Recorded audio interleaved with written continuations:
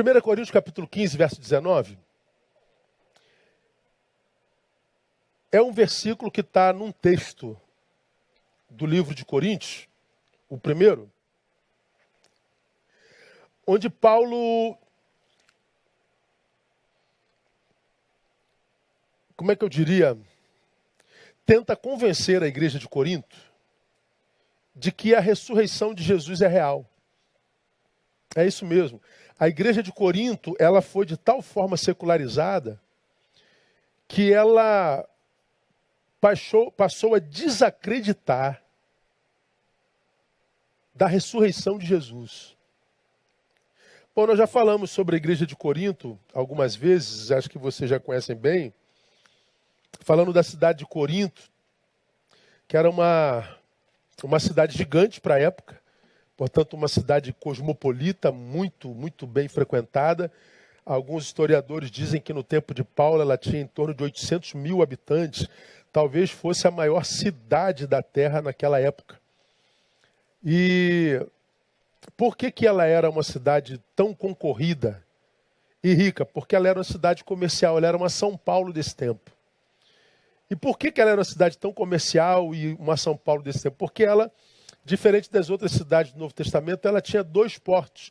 Poucas cidades tinham portos naquela época e Corinto tinha 2 portos. Como o meio de transporte mais comum era navio naquela época, então era muito fácil, aspas, né? Fácil é chegar de avião. Mas para aquela época, o navio era o transporte mais ligeiro entre uma cidade e outra, entre uma nação e outra. E a cidade de Corinto concentrava esse centro comercial e por causa disso era uma cidade muito próspera. Chegou a ser a capital da Grécia Romana. Roma era o império que dominava o planeta, digamos assim, e Corinto era tão grande, significativa e rica que ela chegou em algum tempo, ser a capital da Grécia Romana. Claro que uma cidade dessa natureza tinha muitas religiões plurais, não é? Então ela vivia uma pluralidade religiosa muito grande. Gente de todas as nações, cada um com a sua cultura, cada um trazendo a sua religião, cada um trazendo o seu Deus. Então era a igreja uma cidade bastante eclética quando o assunto era religião. Junto com esse pluralismo religioso, sincretismo religioso. As religiões, elas se confundiam. Elas juntavam seus costumes e doutrinas. Sincretismo é sincretismo, é junção de religiões. Então, uma atravessava a outra nos seus valores e princípios. Então era difícil achar uma religião pura. Lamentavelmente, esse sincretismo acometeu, inclusive, o cristianismo vivido naquela época e por aqueles cristãos. Então era uma cidade muito, digamos assim, promíscua, uma cidade que tinha tinha templo para Apolo, Dionísio, Artemises, Afrodite, templo para Zeus. Era uma cidade absurdamente, aspas, religiosas. Ela não tinha uma identidade religiosa formada. Era plural. Mas o templo mais famoso, qual era? O de Afrodite. E o culto para Afrodite era através de bacanais sexuais, já falei sobre isso aqui. Ela é a deusa das prostitutas, ela é a deusa do sexo livre, portanto da promiscuidade. Então vinha gente do mundo inteiro para conhecer principalmente o seu templo. Pois bem, essa igreja de Corinto, que foi plantada ali para influenciar aquela cultura, foi grandemente por aquela cultura influenciada. E a igreja, ela começou a viver esse sincretismo religioso. Bom, ela começou por duvidar do chamado apostólico de Paulo, ela passou a ter dificuldade de convivência relacional. Os irmãos, quando entravam em litígio, um levava o outro à justiça. Paulo os advertiu contra isso. Perderam a consciência do que era ceia. Paulo diz que na ceia um comia pão demais e o outro ficava com fome. Um bebia vinho demais e embriagava, o outro ficava sem. Uma igreja que diz o texto de forma clara que o filho tinha relações com a mulher de seu pai, provavelmente a sua madrasta, mas como era uma cultura da cidade, bom, isso era aceito sociologicamente. Uma igreja que foi absurdamente secularizada e deformada, a ponto de desacreditar da ressurreição do Senhor.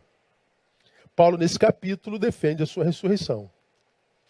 No meio dessa palavra de Paulo, tem uma que está no versículo 19, 1 Coríntios capítulo 15, verso 19, onde ele diz assim: se é só para esta vida que esperamos em Cristo, somos de todos os homens os mais dignos de lástima.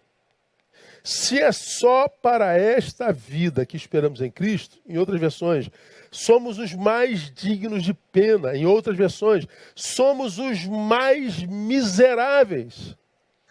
Paulo está dizendo como é que vocês podem desacreditar da ressurreição e que, portanto, o que Jesus tem para nós está para além dessa vida.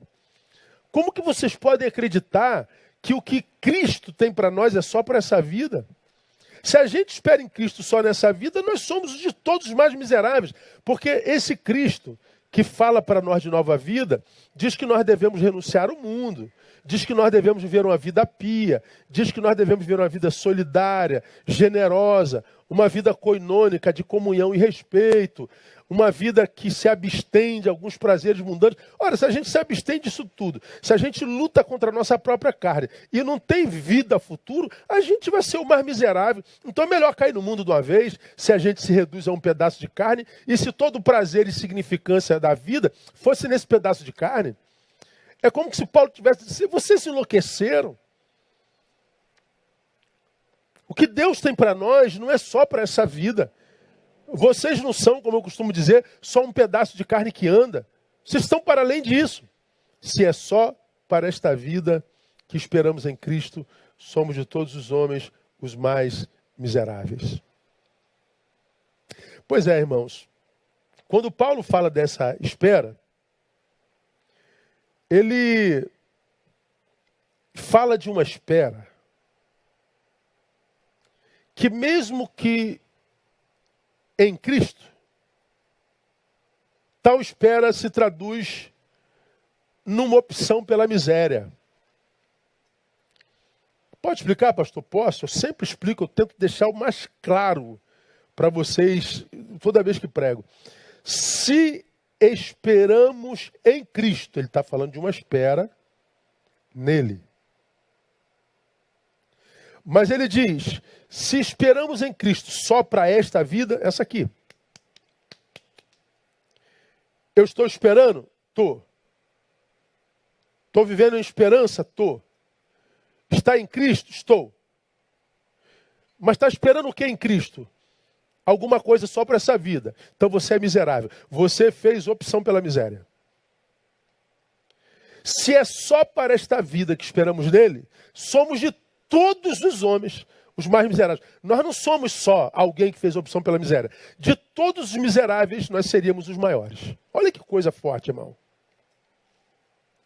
E como eu tenho dito, irmãos, eu acho que uma das coisas mais angustiantes na vida do homem, principalmente nós cristãos, se há uma coisa que angustia a gente, não são poucas coisas que nos angustiam, mas eu acho que um dos maiores produtores de angústia nos homens é o silêncio de Deus. É muito angustiante. Quando você está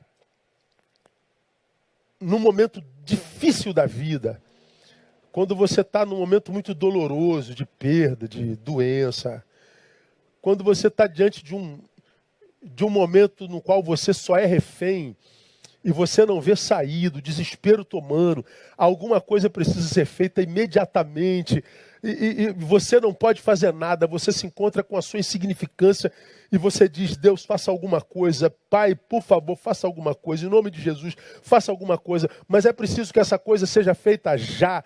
A gente precisando de algo, segundo a nossa cronologia e a nossa leitura, e Deus silente.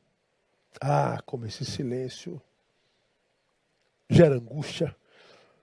Uma angústia que vem seguida de frustração com Deus E frustração que vem seguida com raiva de Deus. Ah, como eu me encontro com gente que não só se decepcionou com Deus, mas tem raiva de Deus, e você vê na fala. Tem pessoas que estão tão frustradas com o silêncio de Deus, não souberam lidar com esse silêncio, não souberam lidar com a frustração produzida pelo silêncio, que hoje você não pode citar o nome de Deus para ele, porque ele te xinga.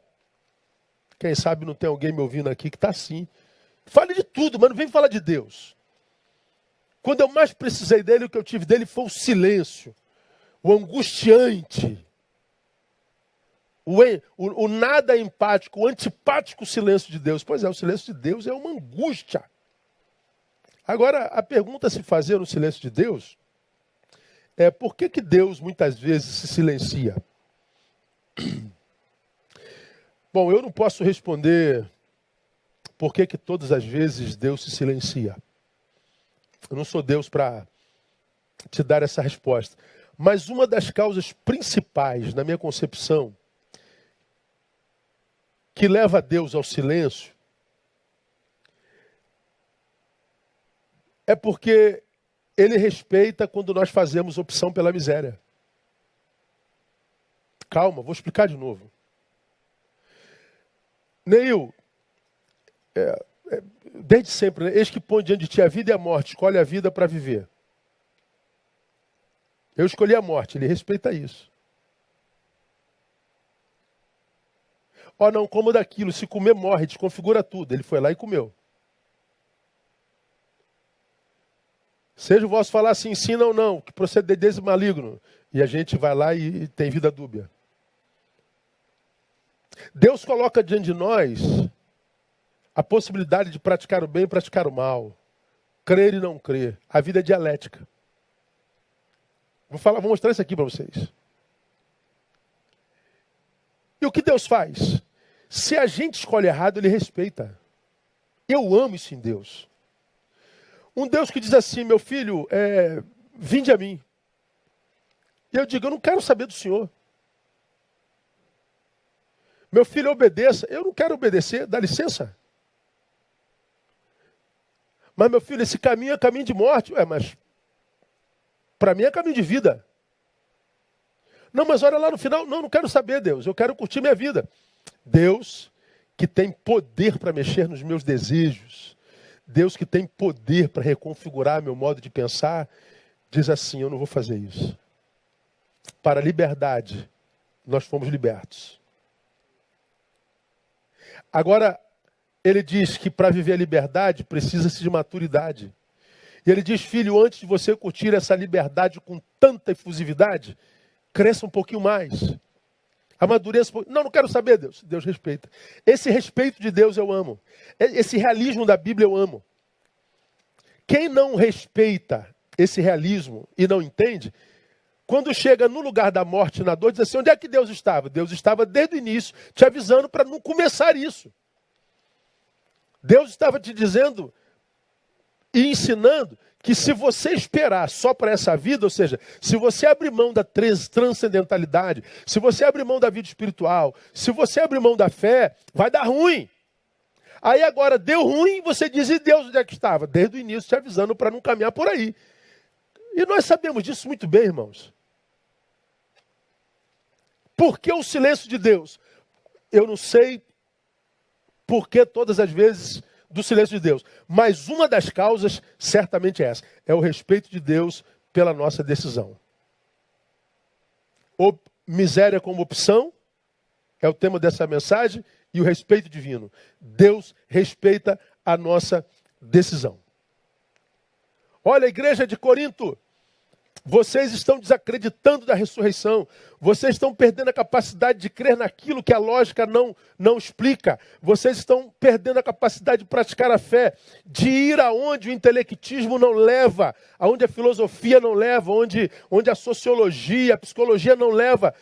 Esse lugar existe, mas só dá para chegar lá com a fé. E vocês estão abrindo mão da fé. Portanto, vocês estão abrindo mão daquele lugar, em detrimento desse lugar. Estão optando pela miséria. Desculpe, irmão.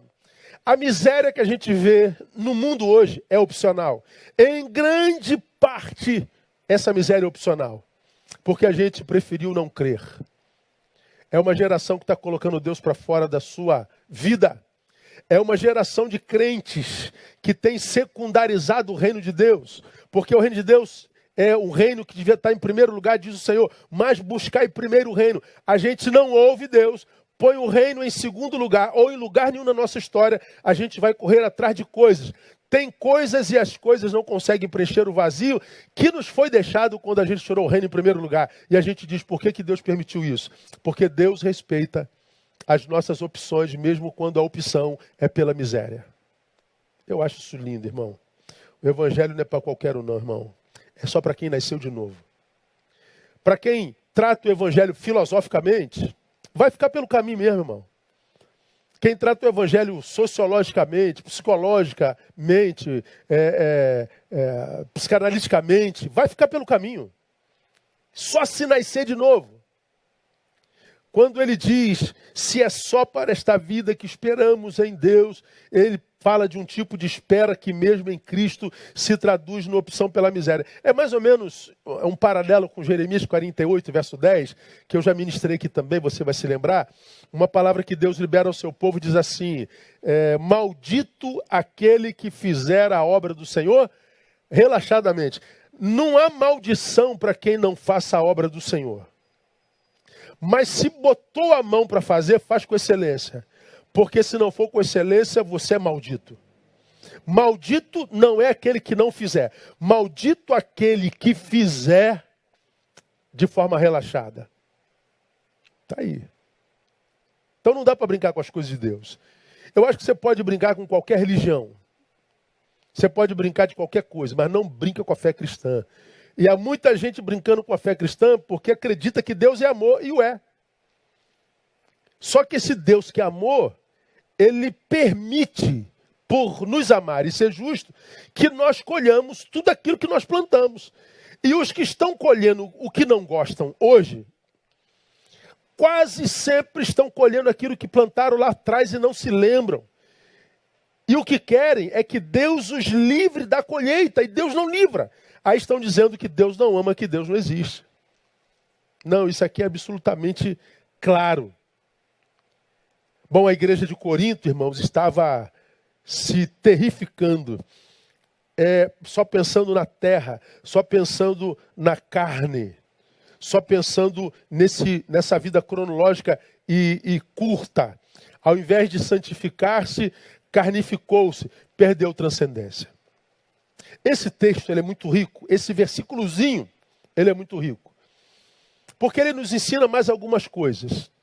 Primeiro, ele afirma aqui a bidimensionalidade da existência humana.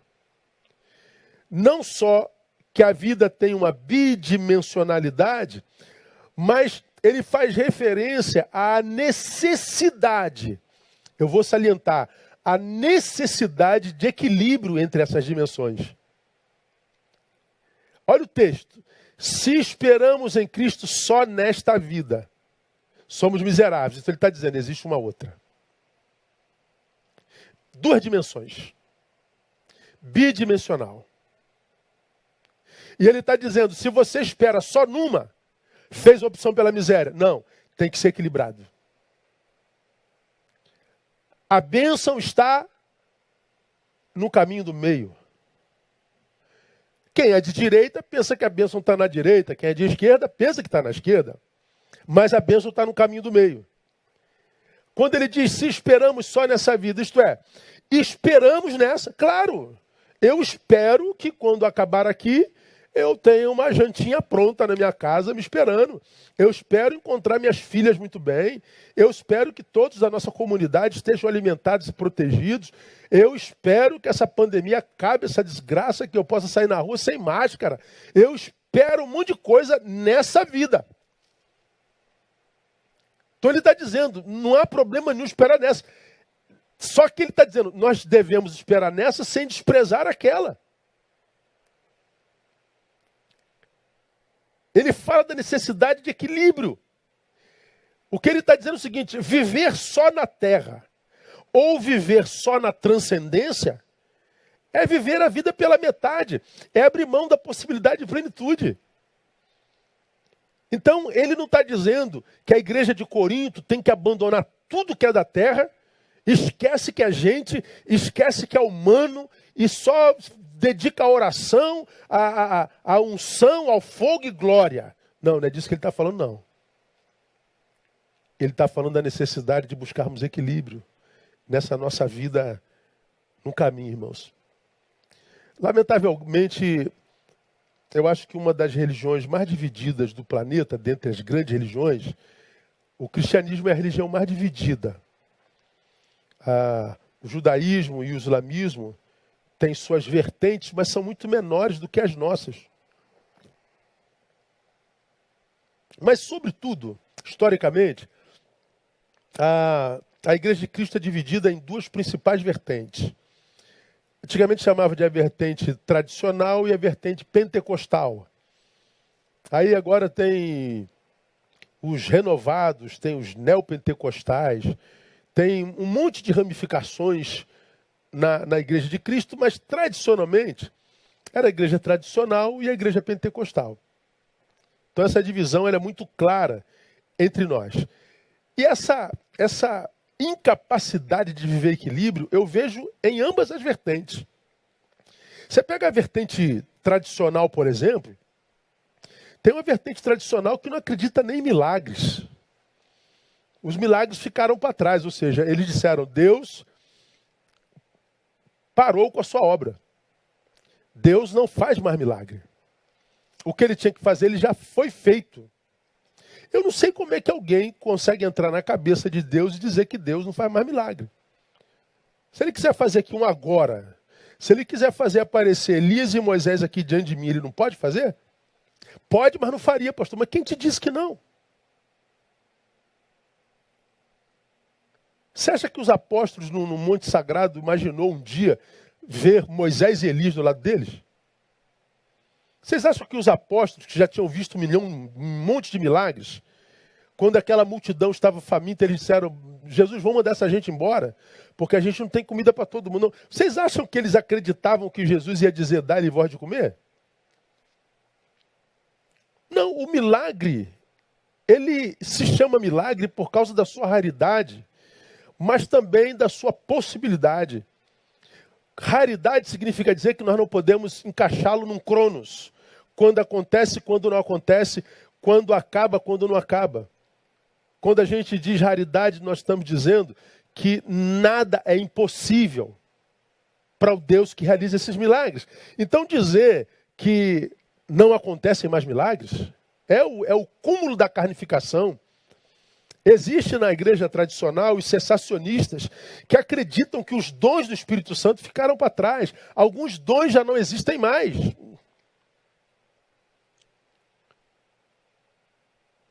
São igrejas que você não pode cultuar com emoção.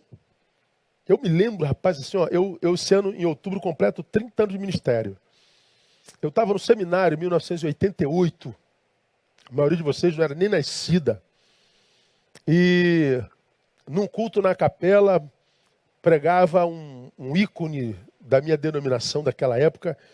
E na oração dele, antes dele pregar, ele orou exatamente assim: Pai, arranca de mim toda a minha emoção, para que eu possa te adorar e pregar a tua palavra com toda a minha razão. Quando ele falou, arranca de mim toda a minha emoção, eu abri os olhos, falei, eu não digo amém, uma oração dessa jamais, meu irmão. Se Deus tira a minha oração, eu morro, minha emoção, eu morro. Não existe ser humano sem emoção.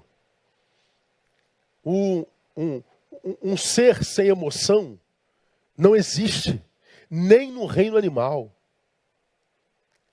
Um ser racional não é um ser impossibilitado para as suas emoções.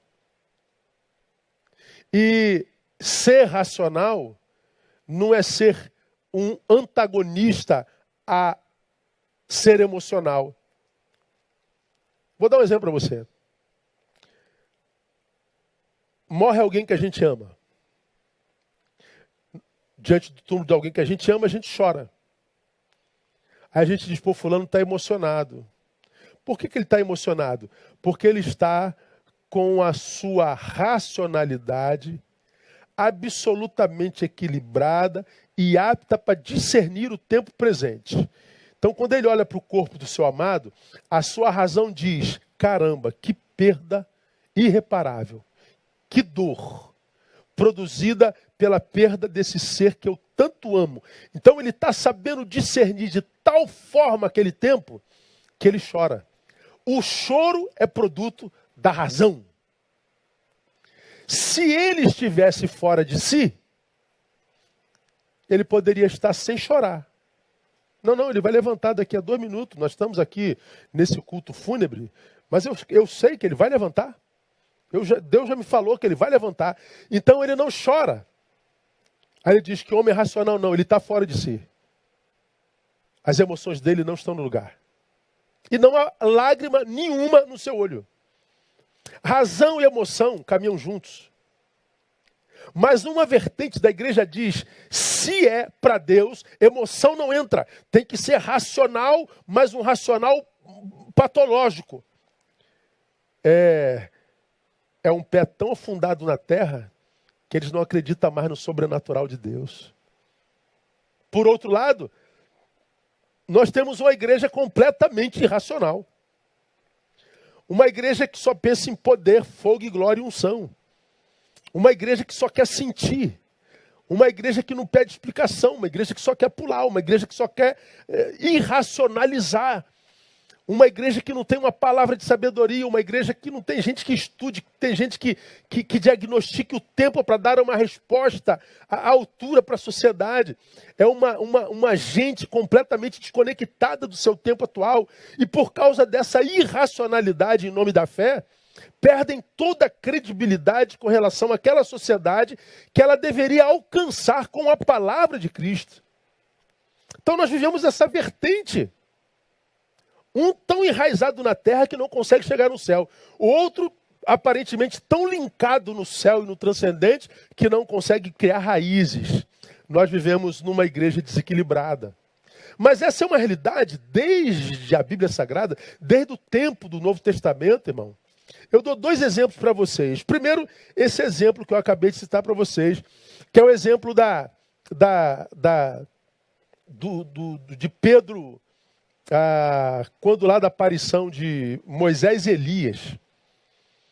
Eles sobem com Jesus, Moisés, representante da lei, Elias, representante da profecia, portanto, a Bíblia Sagrada do tempo de Jesus. A Bíblia Sagrada do tempo de Jesus não tinha Novo Testamento. O Novo Testamento é de Jesus para cá.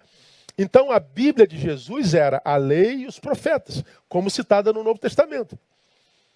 Então, aparecem a lei e os profetas diante dos apóstolos. Eles aparecem do lado de Jesus. Aparecem as 3 figuras. A Bíblia, lei, profetas e Jesus, que é o Evangelho. Uma voz do céu com uma luz ilumina Jesus e diz, este é meu filho amado, ele ouvi. Ele está preparando Pedro, Tiago e João para dar pontapé inicial à missão do Cristo. Eles que foram criados com a Bíblia de Jesus, que é o Velho Testamento, lei e profecia, Moisés e Elias, eles ouvem uma voz vinda do céu dizendo, agora vocês vão ouvir o Evangelho. Não é mais lei nem profecia. Agora é evangelho. É um novo tempo, é um novo mundo, é um novo normal. Nascia o novo normal naquela época. Pois bem, a visão foi tão poderosa, tão grandiosa, que Pedro, diz o texto, Mateus 17,14, tomando a palavra, disse a Jesus, Senhor, bom é estarmos aqui. Se queres, farei aqui 3 cabanas, uma para ti, outra para Moisés e outra para Elias. O cume do monte, o lugar da transfiguração, a ambiência, a geografia do sobrenatural, era tão grande, tão poderosa, que Pedro falou assim, vamos ficar aqui para sempre? Vamos morar aqui para sempre? Eu faço cabanas e a gente dorme no relento, uma para ti, outra para Elias, outra para Moisés. Vamos ficar aqui no cume do monte, na ambiência do espiritual. Ele queria, como todos nós, ficar na geografia do prazer espiritual. Ele queria ficar no limbo, no cume do monte. Ou seja, podemos subir ao monte, irmãos, para vivermos o sobrenatural? Sim. Quantas vezes a gente quiser. Você pode buscar o sobrenatural quantas vezes você quiser e você vai encontrá-lo. Só que Jesus diz a Pedro, não, Pedro, nós vamos descer. A espiritualidade, o cume do monte, é o lugar da experiência, da vivência, é lá embaixo, no pé do monte, junto com outras gentes, no encontro com o absolutamente humano, no encontro com os seus antagonistas, com as adversidades e com as angústias do ser. Não se mora em ambiências espirituais, Pedro. Não se está no cume do monte a vida inteira, Pedro. Não se é na ambiência do sobrenatural. Sobrenatural é viver o natural sobrenaturalmente. É lá embaixo, Pedro. No dia a dia, temos que descer. O que Jesus está falando para Pedro é que não dá para viver só espiritualidade sem materialidade. Paulo diria a mesma coisa: se esperamos em Cristo só na vida futura, seríamos de todos os homens os mais miseráveis. Se eu posso esperar de Deus só o céu, aqui eu posso morrer de fome. Não morre não. Em Jesus ninguém morre de fome. Em Jesus ninguém fica sem teto. Em Jesus ninguém é vitimizado pela injustiça. Porque Ele é o Deus do equilíbrio. E como Ele deve ser a sua igreja. O texto diz que nós teremos de descer para o campo da naturalidade. E teremos que aprender a viver em sua ambiguidade. Eles descem. Está lá em Mateus 17, 14, 18. Quando eles descem, uma experiência outra acontece. Quando chegaram à multidão, aproximou-se Jesus de um homem que, ajoelhando-se diante dele, disse: Senhor, tem compaixão de meu filho, porque é epiléptico, sofre muito. Pois muitas vezes cai no fogo e muitas vezes na água. Agora olha o texto. Eu o trouxe a teus discípulos e não o puderam curar.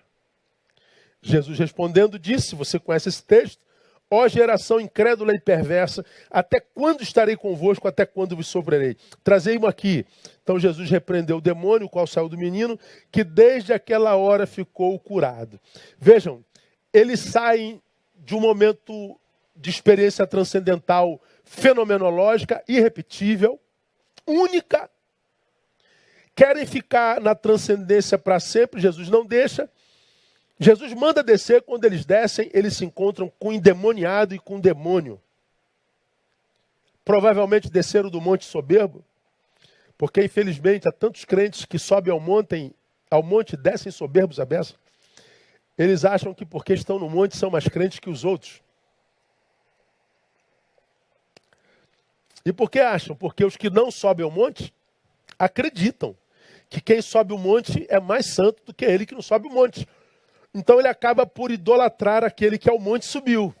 O que subiu ao monte recebe a glória e fica soberbo. E olha que grande parte dos que sobem ao monte hoje, sobem e não veem nada, né? E desce soberbo. Imagina ver o que Pedro e João viram. Jesus de Nazaré, Elias, Moisés, fumaça, luz do céu e voz de Deus. Eles desceram, na minha concepção, ensoberbecidos, acharam que ia tirar aquele demônio com um peteleco, e aquele demônio não se submete a eles. Eles são envergonhados. Jesus desceu depois deles, e o pai trouxe aquele menino a Jesus, e Jesus diz, meu Deus, vocês viveram o que viveram lá em cima e não aprenderam nada. Vocês viveram e viram o que viram lá em cima, e ainda assim foram envergonhados por um demônio como esse. Fomos, Senhor. E Jesus os chama de geração incrédula e perversa. Não entenderam nada da vida espiritual. A vida espiritual vive-se no caminho do meio. As experiências espirituais devem nos fazer evoluir como pessoas e como crentes. As experiências espirituais nos fazem evoluir como seres humanos e como seres transcendentais, como cidadãos do céu e como cidadãos da terra. E faz o equilíbrio entre essas duas identidades, entre essas duas dimensões. Nos fazem evoluir. Essa experiência espiritual, à luz da experiência de Pedro e os apóstolos e com Jesus, me ensinam, primeiro, que essas experiências me capacitam para lidar com demônios. Pedro e João desceram daquela experiência maravilhosa. A primeira coisa com que eles se encontraram foi com o demônio. E eles não desceram capacitados para lidar com demônios. Mas a verdadeira experiência espiritual de Jesus deveria capacitá-los para lidar com demônios. Demônios de dentro e demônios de fora. Demônios de dentro, pastor? É, sim, todos nós temos nossos demônios, não temos não? Temos aquilo que nos atormenta. Todos nós temos aquilo que nos tira sono. Todos nós temos aquilo que nos tira a paz. Todos nós temos em nós aquele ser iracundo, que tem vontade de se vingar, que tem vontade de matar, que tem vontade de chutar o balde, que tem vontade de desistir da fé, de se rebelar contra a vida e contra Deus. Não temos todos esse ser dentro de nós? Ou você está tão doente que não consegue enxergá-lo dentro de você? Todos nós temos os nossos demônios. E para mim, santo não é quem não os tem, não. Santo para mim é quem reconhece os demônios que carrega. Como nós não entendemos isso, nem todos entendemos isso, nós vemos muito comumente nas nossas igrejas, nas nossas orações, alguns crentes fazendo algumas orações impossíveis. Ele tem, por exemplo, uma fraqueza carnal, ele sente desejo por aquela mulher. Aí ele vai orar: Deus, tira de mim esse desejo por essa mulher. Deus não pode tirar esse desejo. Esse desejo é humano. Deus, tira de mim essa ganância por mais dinheiro. Deus não pode tirar essa ganância, é humana. Isso é sentimento humano. Ah, mas o evangelho tira. Não, você, quando se converte, você não para de gostar de mulher, não. Se parou de gostar de mulher, não foi o evangelho que fez isso com você, não. Quando você se converte, você não para de ser ganancioso, não. Quando você se converte, você não para de ser fofoqueiro, não. O que o evangelho faz não é tirar a sua fraqueza, é aumentar a força para que você não sucumba a ela. Portanto, viver a vida espiritual não é orar a Deus, tira o desejo por essa mulher e ver o desejo saindo, não. É continuar a conviver com esse desejo, desejar e dizer não. Porque agora você não vive para satisfazer os seus desejos, mas o desejo do mestre. Agora o teu prazer não é o teu maior objetivo. O teu maior objetivo é dar prazer àquele que te salvou. Então retira de nós todo o nosso desejo. Não existe. Essa mensagem não é evangélica. Embora os evangélicos a preguem o tempo inteiro. Embora muitos evangélicos dizem que não sentem mais nada. Mentem. Mentem. Se sente, sente porque é saudável. Porque é gente. E o que o evangelho, o que a vida espiritual faz conosco? Nos ajuda a lidar com os nossos demônios. Esses demônios que são internos. O encontro com a palavra não me capacita para lidar com infortúnios, que não me capacita para lidar com os meus infortúnios, com as minhas batalhas interiores. É encontro que, ainda que com a palavra, gera revolta em Jesus. Geração incrédula e perversa. Vocês desceram do monte e acharam que o seu inimigo era o demônio que estava na criança, quando o inimigo era a soberba que habitava vosso peito. Como não venceram a soberba que habitava o peito, o demônio da criança os vence e os envergonha. Não é tremendo isso, irmão? Senhor, por que nós não conseguimos expulsar esse demônio? Aí vem Jesus e fala assim, porque essa casta só sai com oração e jejum. Aí o crente fala assim, oração e jejum contra o demônio? Não, contra a nossa soberba. Eu só me venço com muita oração e jejum. É jejum de mim mesmo. É desejar, desejar, desejar, desejar. E não comer, não comer, não comer, não comer. É jejum. É desejar, desejar, desejar e não alimentar meu desejo. Esse é o jejum que Jesus fala. E mesmo assim, né? De vez em quando a gente vai lá e faz a besteira.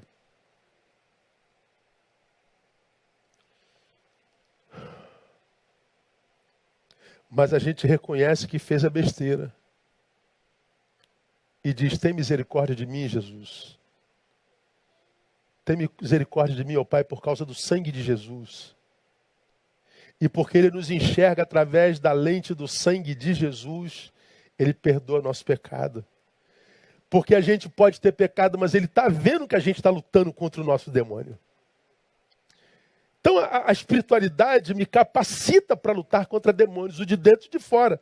Então se assim é, o que Ele sente por nós, sente a proporção da luta que a gente trava conosco mesmo. Então, se a minha luta é contra meu desejo, o desejo que me afasta de Jesus, que diz que a minha presença se torna um infortúnio para Ele, até quando vos sofrerei? Até quando, Pai, eu vou ter que estar do lado de gente como essa, que tem experiências espirituais tão grandes, mas não evolui como gente? Jesus estava vociferando a presença daqueles apóstolos. Aí, se isso é verdade, o que será que Jesus sente por nós hoje, irmão? Por esse tipo de igreja que a gente é no Brasil e no mundo.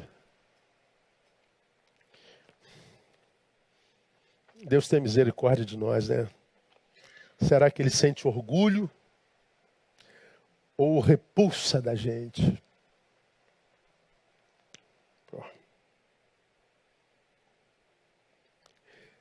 Demônio de dentro. Mas Ele também nos capacita para lutar contra os demônios de fora. Principalmente quando o demônio de fora for o outro, meu semelhante. Eu tenho dito aos irmãos e falo há 30 anos isso, né? Eu ia usar a palavra rio, mas eu não vou usar não porque ela é pesada. Rir é muito pesado. Eu não sei qual a palavra que eu uso quando eu analiso o que a maioria dos evangélicos chamam de batalha espiritual. Como você já me ouviu falar 1000 vezes, a batalha acontece num dia da semana, dentro de um templo, dentro de uma igreja, numa determinada hora.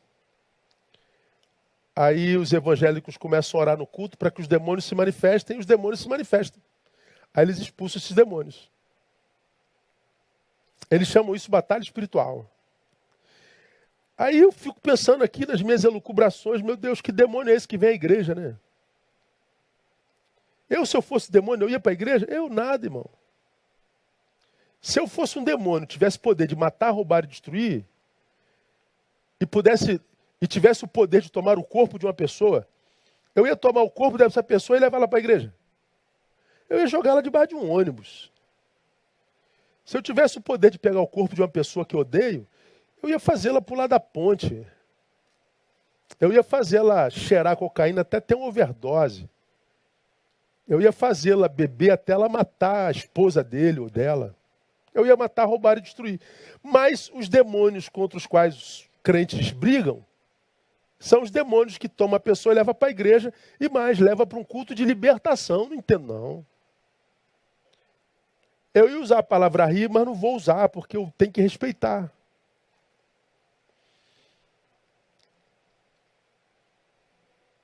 Se os meus problemas fossem esses demônios, eu não teria problema na vida.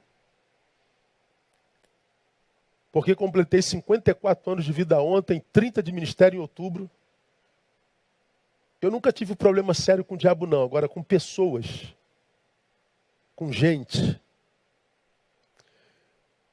Meus demônios de fora, na minha experiência, foram sempre pessoas. Foram as pessoas que me feriram. Foram pessoas que me traíram. Foram pessoas que foram ingratas. Foram pessoas que me denegriram injustamente. Foram pessoas com as quais contei que, quando mais precisei, não estavam lá.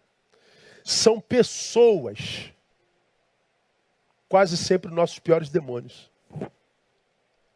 Pessoas, o outro, com o qual está cada vez mais difícil de ser e está cada vez mais difícil conviver. Como eu tenho dito, a solidão tem sido quase que uma necessidade por questão de sobrevivência. Porque nossas relações estão tóxicas demais, está difícil demais. A gente está deveras adoecidos. Mas o Evangelho me capacita para lidar com o demônio quando o demônio é o outro. Porque eu preciso desse demônio. A Bíblia diz, não é bom que o homem esteja só. Então, a Bíblia, ela diz que quando a graça de Jesus me alcança, quando o Evangelho me alcança, ela me capacita para lidar com demônios, os meus, que me faz um ser difícil de conviver com ele, e me faz maduro para conviver com ele, que é um ser difícil de se conviver. Porque ela nos amadurece. E porque nós não temos opção. Se o outro é extinto em mim, extingue-se também a possibilidade de viver uma experiência espiritual plena. Como nós já falamos aqui. Porque é só no outro que eu alcanço o direito de chamar a Deus de Pai. Porque na oração que Jesus nos ensina, o Pai é nosso, não é meu. Eu só posso chamar a Deus de Pai porque eu chamo o meu próximo de irmão. Não existe Pai meu e Pai teu. O Pai é nosso. Deus é Pai de coletividade, não de filho único. Se eu abrir mão do outro, eu não posso mais orar Pai nosso que está no céu. Nosso como se eu não sou com ninguém? Entende de onde vem tanta frustração na oração com tantos crentes e pessoas? Chamar Deus de Pai Nosso. Que nosso? Tu não tem irmão? Você abriu mão de todo mundo. Tomado por instinto de autopreservação. Sem o outro, eu estou me incapacitando para viver uma experiência espiritual, saudável e abençoadora. Mas, sem o próximo, o que sobra para mim é carência de todas as naturezas, porque nem orar pedindo a Deus para suprir minha necessidade eu posso, porque na mesma oração está dito, o pão nosso de cada dia nos dá hoje. Pão é suprimento para a existência. E Deus diz que só dá suprimento total para quem vai compartilhar com alguém. Como eu não tenho ninguém para compartilhar porque eu abri mão de todo mundo, eu não posso mais pedir pão nosso, não existe pão meu. Eu só posso chamar a Deus de Pai se eu consigo chamar alguém de irmão. Se eu não posso chamar a quem quer que seja de irmão, perdi direito de chamar de Pai ao nosso Deus. Então, quando o Evangelho chega, o que esse Evangelho faz? Me capacita para ser um humano pleno.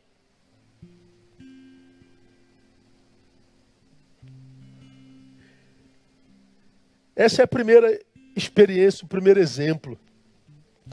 Essa experiência que vem do aprendizado de que a de que a vida é bidimensional, nós vemos essa primeira dimensão aqui. Nessa capacidade de relação humana, de plenitude humana. Que só é possível quando a gente tem a experiência do monte. Quando a gente vive o sobrenatural de Deus. O sobrenatural importante mas não dá para ficar aqui em cima a vida toda não. Tem que descer para lá. Mas tem um outro exemplo. Esse eu tiro de Salomão. E vem de Eclesiastes capítulo 2. Salomão vive uma angústia fenomenal. o homem mais sábio do mundo, mas viveu sua crise existencial como poucos homens na terra. E nesse capítulo 2, irmãos, ele faz uma declaração muito contemporânea, sabe? E aqui eu vou terminando minha fala. Disse eu a mim mesmo. Olha lá, ele está falando consigo mesmo. Então já conota uma vida solitária, não relacionável. Ora vem, eu te provarei com alegria. Ele está dizendo a si mesmo. Então, Salomão, prova a alegria. Portanto, goza o prazer. Mas eis que também isso era vaidade. Do riso disse, está doido. Da alegria, de que me serve esta? Aí ele começa, busquei no meu coração como me estimular. Então ele está tentando dar alegria ao seu coração. Olha onde ele tenta dar alegria ao coração. Onde ele tenta encontrar sentido para a existência. Porque a sua vida fugiu de si. A sua vida perdeu sentido. A solidão o esmagava. A angústia roubou dele a alegria de estar vivo. Então ele está tentando dar sentido à sua existência. Aonde ele tentou achar sentido? Busquei me estimular com vinho a minha carne, sem deixar de me guiar pela sabedoria. Ele está dizendo, eu vou beber, eu vou abrir mão dessa ética, dessa lógica, dessa sabedoria. Quer saber? Eu vou encher a cara e vou fazer tudo o que eu quero. Pois é, riu, sorriu, se alegrou, como nós lemos anteriores, do riso disse, de que me serve isso? De que me serve isso? Porque a alegria do vinho passa rápido. Mas ele, ansioso por vida, ele continua a busca. Como me apoderar da estutícia, até ver que era bom que os filhos dos homens fizessem debaixo do céu durante o número dos dias da sua vida. Vai. Aí ele começa, fiz para mim obras magníficas, edifiquei casas, plantei vinhas. Ou seja, fiz hortas e jardins. Plantei neles árvores frutíferas de todas as espécies. O que ele está dizendo? Eu mergulhei no trabalho. Eu edifiquei casas, trabalhei com horta, trabalhei com planta, trabalhei com isso. Eu quero saber, a minha vida vai encontrar sentido metendo a cara no trabalho. Eu vou trabalhar de manhã, de tarde, de noite, porque quem para pensa, quem pensa sofre. Então eu vou trabalhar. Ele abriu várias vertentes de possibilidades de trabalho. Ele tentou dar sentido à vida através do trabalho. Mas ele continuou escrevendo, riso, alegria, de nada vale. Porque não é no trabalho que se encontra sentido para a vida. Passa. Fiz tanques de águas para deles regar o bosque em que reverdeciam as árvores, trabalho. Mas ele diz mais. Tentei outra coisa. Comprei servos e servas. E tive servos nascidos em casa. Ele está dizendo, eu vou construir um império e o maior número de funcionários que eu puder ter. Eu vou ser o empresário com o maior número de servos e servas que você puder conhecer no planeta. Eu vou ficar famoso. E ele teve servos e servas de todos os tipos, e de todos os jeitos. Mas ele continua dizendo, o riso e a alegria são efêmeros. Mas ele não conseguiu achar nisso. Ele continua. Também tive grandes possessões de gados e de rebanhos. Bom, ele edificou casas, trabalhou lá com hortas e jardins. Não deu certo, agora ele foi trabalhar com gados e rebanhos. Ele tentou no novo mercado de trabalho, mas do que todos os que houve antes de mim em Jerusalém. Ninguém teve mais gados e rebanho do que ele. Mas também não adiantou nada. Passa. Ajuntei também para mim prata e ouro. Ele foi especular no mercado financeiro. Ele deve ter conhecido todas as bolsas de valores, todos os mercados futuros do mundo. E ele então investiu. Ganhou dinheiro, prata e ouro, tesouros dos reis e das províncias. Enriqueceu-se, mas não adiantou. Continuou vazio. E como qualquer ser humano tentando transformar a sua existência em vida, ele continua a sua busca. Provi-me de cantores e cantoras. Ele está dizendo, eu vou me investir na cultura. Eu vou contratar os grandes cantores da época, as grandes bandas, e vou fazer mega shows. Eu vou comprar obras de artes. Eu vou comprar as telas dos mais famosos pintores. Eu vou investir na arte e cultura. Não adiantou nada. Mais um tiro dado com alvo errado. ele continua a sua busca. E das delícias dos filhos dos homens, concubinas em grande número. Ah, quer saber? Eu vou pegar todo mundo e vou deixar que todo mundo me pegue. Eu vou me dar as experiências sexuais, todas elas, dando prazer à minha carne, eu vou ser feliz. Dando prazer à minha carne, eu vou conseguir. Dando prazer à minha carne, agora eu consigo. Mas ele continua dizendo, do riso disse, está doido, e da alegria, de que me serve esta? Salomão, como os apóstolos que desceram do monte, como os crentes de Corinto, melhor dizendo, achavam que a vida se transformava em algo significante só alimentando essa carne. É só para esta vida que você espera em Cristo. Você acha que vai ser feliz dando isso tudo para a sua carne? Trabalho, dinheiro, sexo, cultura, lazer. Você acha que isso pode dar sentido à tua existência? Você está fazendo opção pela miséria. É miséria opcional. E ele vai respeitar isso. De um lado ele diz, não é só o cume do monte. Não é em cima que se vive, meus apóstolos, é aqui embaixo. Do outro lado ele diz, não é só aqui embaixo que se vive, Salomão. Tem que passar lá em cima de vez em quando. É no equilíbrio dessas dimensões. Ele diz isso a Salomão. Salomão, em Eclesiastes capítulo 2, verso 10, diz, e tudo quanto desejaram os meus olhos, não lhe neguei. Nem privei o meu coração de alegria alguma, pois o meu coração se alegrou por todo o meu trabalho, e isso foi o meu proveito de todo o meu trabalho. Mas ele continuou dizendo, do riso disse, está doido, da alegria de que me serve esta. Ele está dizendo, tudo que meu corpo pediu eu dei, tudo que meu olho desejou eu dei, não adiantou nada. Agora, por que não adiantou nada, irmão? Eclesiastes 3:11, põe para mim, painel. Tudo fez formoso em seu tempo. Também pôs na mente do homem a ideia da eternidade. Se bem que este não lhe possa descobrir a obra que Deus fez desde o princípio até o fim. O que Salomão descobriu através de Deus?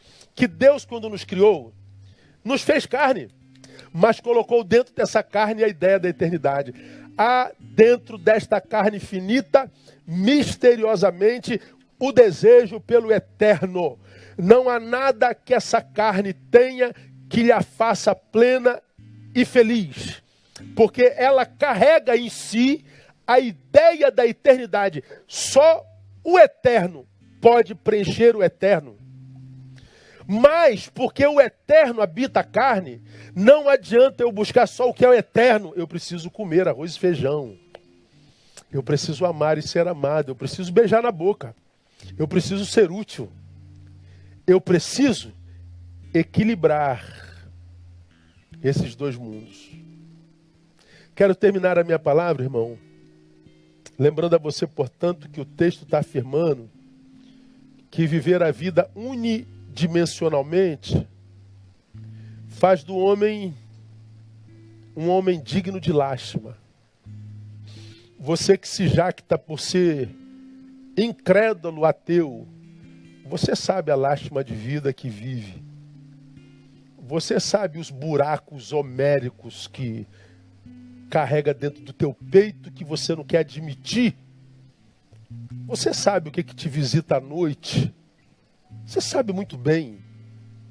Você pode ser soberbo querendo dizer, todo mundo tem isso. Não. Você tem isso. Porque ninguém consegue ser pleno vivendo a dimensão só. Como também há um monte de crentes me assistindo aqui que carregam um buraco do tamanho do ateu. Que carregam um vazio abismal. Pô, como? Se eu tenho Jesus, pastor? Você tem Jesus, mas você é um ser humano pífio. Você é inútil. Você não está envolvido em causa nenhuma que não a sua.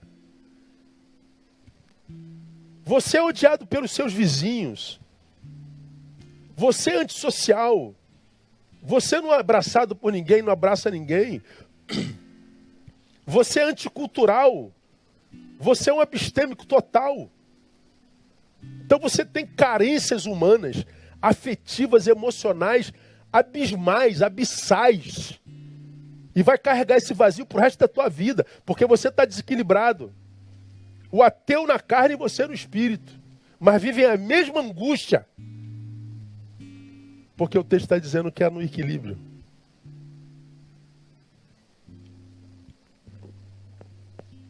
Por que tantos não entendem isso? Porque é um texto na Bíblia que diz que o Deus deste século lhe cegou o entendimento. Essa cegueira não é ausência de visão, já preguei sobre ela aqui. Essa cegueira é visão pela metade, que faz o sujeito enxergar só o valor do cume do monte e faz o sujeito enxergar só o valor da terra. Ambos cegados pelo Deus desse século. Isso é visão que enxerga pela metade. É visão que só nega ao espírito qualquer tipo de prazer no corpo e só nega ao corpo qualquer tipo de transcendência. E gera essa carência, tanto no espiritual como no carnal. Que Paulo está dizendo na igreja de Corinto, Neil, você é um corpo, claro. Mas não pense que você seja só isso. Você precisa de transcendência. Você precisa sair daqui um pouquinho para respirar, brother. Porque ficar aqui a vida inteira é carregar um peso muito grande. É muito bom quando a gente sai daqui um pouquinho e viaja nas asas do Espírito.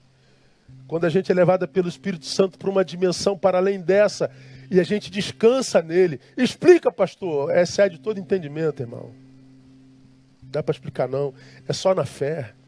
E as coisas da fé não se explica, se vive.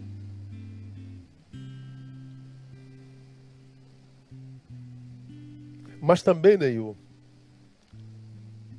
mesmo descansando, viajando no Espírito, você precisa ter o respeito de seus filhos, como o bom pai que foi e é.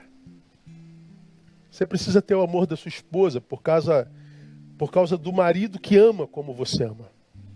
Você precisa ser um cidadão útil para a tua cidade. Você precisa ter relevância na sua geração.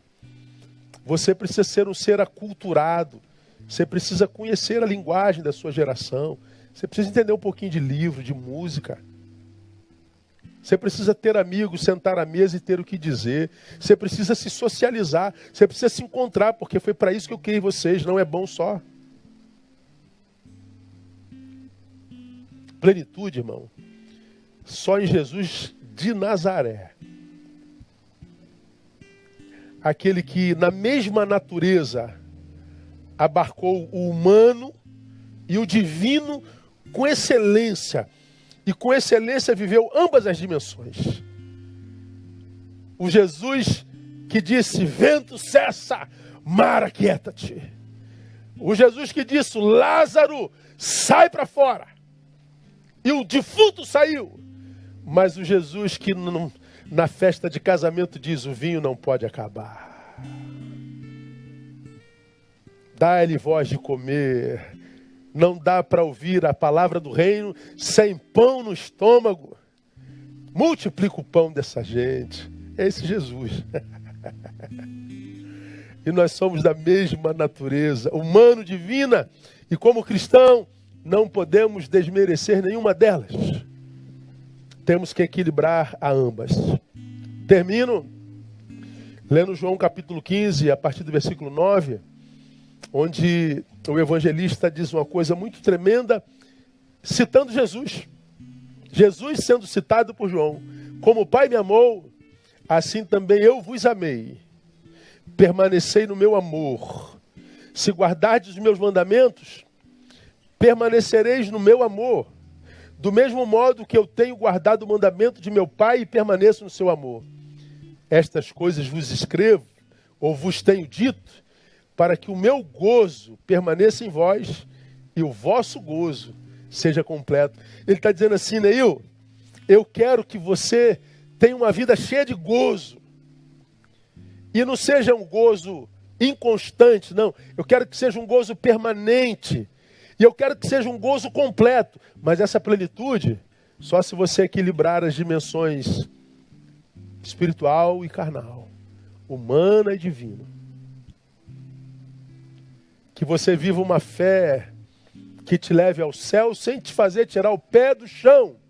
E que você tenha o pé fincado como raízes, sem perder a competência para viajar para o sobrenatural.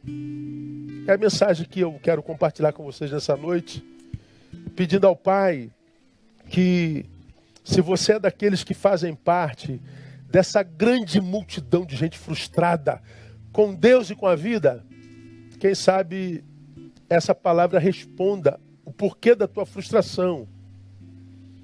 Porque quem sabe depois da tua conversão você deixou de ser gente. Gente plenamente. Quem sabe depois da sua conversão você deixou de ser aquele cara, gente boa. Aquele amigo dos amigos. Sem que seja uma facção criminosa. Amigo mesmo. Você deixou de ser aquele pai que corria, que brincava. Deixou de ser aquele camarada que fazia sorrir, que contava piada. Se era obscena, que não seja mais, mas continue contando. Relacione-se, seja gentil. Aquele cara que era atleta, jogava futebol com a rapaziada, mas não joga mais. Aquela mulher que agradecia pelas amizades que tinha, mas as abandonou. O Senhor está dizendo, volta a ser gente. E para você que é gente, mas por causa disso abandonou o altar do quarto, desmontou o altar, largou a palavra, abandonou a vocação, abandonou a vida devocional, abandonou a Deus. A palavra é para vocês dois. Achem o equilíbrio. E a vida volta com gozo pleno. A despeito dos demônios com os quais nos encontramos. A despeito das adversidades. Gozo pleno. Vida que vale a pena ser vivida.